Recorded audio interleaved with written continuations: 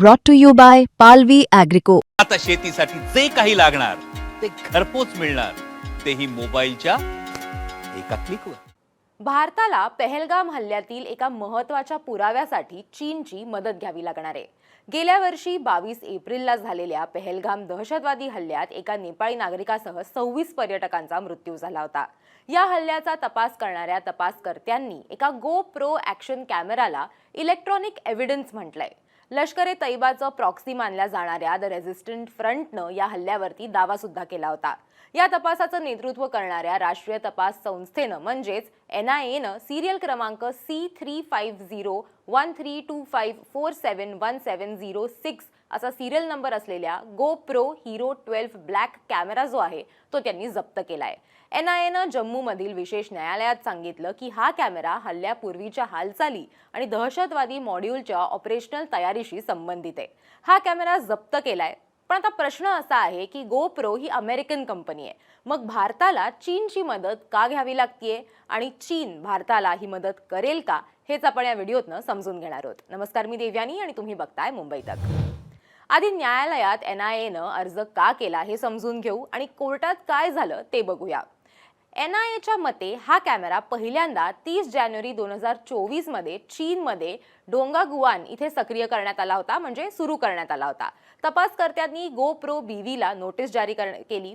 नोटिशीला उत्तर देताना उत्पादक GoPro BVनं एजन्सीला अशी माहिती दिली की हा कॅमेरा चीनमधील वितरक AE ग्रुप इंटरनॅशनल लिमिटेडला पुरवण्यात आला होता, पण कंपनीनं असं म्हटलंय की त्यांच्याकडे डाऊनस्ट्रीम ट्रान्झॅक्शनचे जे रेकॉर्ड आहेत किंवा अंतिम वापरकर्त्याची जी ओळख आहे ती त्यांच्याकडे नाहीये, कारण की द ॲक्टिवेशन, इनिशियल यूज आणि commercial trial of the set device lies within the territorial jurisdiction of the People's Republic of China, असं सुद्धा या कंपनीनं यावेळी सांगितलं. म्हणजेच काय तर त्याची जी कमर्शियल ट्रेल आहे त्याचा जो सुरुवात जिथे त्याची करण्यात आलेली होती किंवा तो सुरुवातीला कुणी वापरला, ही सगळी माहिती जी आहे, त्याचे जे अधिकार आहेत ही माहिती देण्याचा किंवा त्याचे रेकॉर्ड्स ठेवण्याचा हा अधिकार हा चायनाला आहे, असं त्यांनी याच्यामध्ये म्हटलंय. NIAनं खरेदीदार, अंतिम वापरकर्ता आणि संबंधित तांत्रिक नोंदणींचा शोध घेण्यासाठी आवश्यक असलेली माहिती ही केवळ चीनी अधिकाऱ्यांच्या न्यायालयीन सहाय्यानंच आपल्याला मिळू शकते असं सांगितलं आणि म्हणून त्यांनी हा अर्ज जो आहे तो न्यायालयासमोर केलेला होता, असं ते याच्यामध्ये म्हणालेत. आपण आता आधी या कंपन्यांचं कनेक्शन समजून घेऊ आणि मग कोर्टानं शेवटी काय सांगितलं आणि ती माहिती मिळवण्यासाठीची जी प्रक्रिया आहे ती नेमकी काय असेल ते आपण समजून घेऊयात. आता सोपं आहे. GoPro BV ही कॅलिफोर्नियातला जो ॲक्शन कॅमेऱ्यांसाठी ओळखलं जातं त्या GoPro कंपनीची एक युरोपियन सबसिडरी आहे किंवा त्यांची एक उपकंपनी आहे आणि एक नोंदणीकृत उत्पादक संस्था सुद्धा आहे. GoPro BV हे डिस्ट्रीब्युशन लॉजिस्टिक्स हाताळते, म्हणजेच तयार झालेलं प्रॉडक्ट हे वेअरहाऊसमधून कस्टमरपर्यंत पोहोचणं ही प्रोसेस जी आहे ती त्यांच्याकडनं बघितली जाते. पण अनेकदा हे प्रॉडक्ट किंवा हे डिव्हाइस हे AE ग्रुप इंटरनॅशनल लिमिटेड सारख्या ज्या थर्ड पार्टी कंपनीज असतात त्यांच्याकडनं ते लोकांपर्यंत, कस्टमर्सपर्यंत पोहोचवलं जातं. ही त्यांची पार्टनर कंपनी असते किंवा ही एक थर्ड पार्टी कंपनी असते आणि त्यांच्या मदतीनं याचं वितरण म्हणजे याचं डिस्ट्रीब्युशन जे आहे ते केलं जातं आणि त्याच्यामुळे त्यांच्याकडे डाऊनस्ट्रीम ट्रान्झॅक्शन जे आहे किंवा रेकॉर्ड्स जे म्हटले जातात ते त्यांच्याकडे नाही आहेत किंवा अंतिम हा कॅमेरा कुणी वापरला होता याची माहिती त्यांच्याकडे नाहीये, कारण की ही माहिती जी आहे ती पीपल्स रिपब्लिक ऑफ चायनाच्या अधिकार क्षेत्रात येते.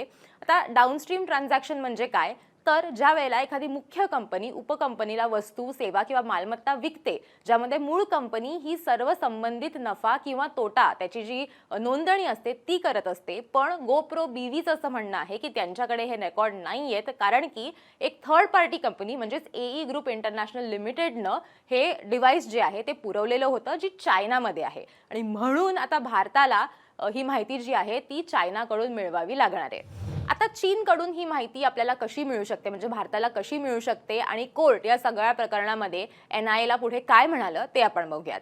भारत आणि चीन यांच्यात mutual legal assistance treaty MLAT ज्याला म्हटलं जातं नसल्यामुळे, म्हणजे कुठलाही परस्पर करार हा भारत आणि चीनमध्ये नसल्यामुळे अशा परिस्थितीत United Nations Convention Against Transnational Organised Crime अंतर्गत मदत मागता येते, कारण दोनही राष्ट्रांनी UNTOCला मान्यता दिली आहे, असं निरीक्षण NIAचे न्यायाधीश प्रेम सागर यांनी नोंदवलं.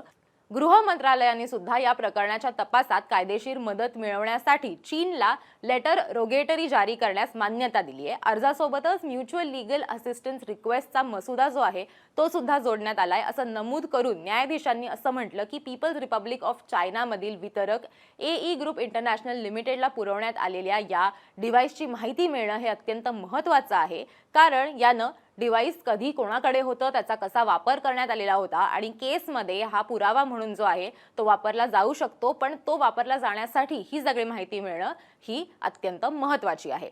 अर्थात आता NIA आणि सरकारनं जरी चीनला मदतीची मागणी केलेली असली तरी चीनवरती भारताला मदत करण्याचं कुठलंही बंधन नाही.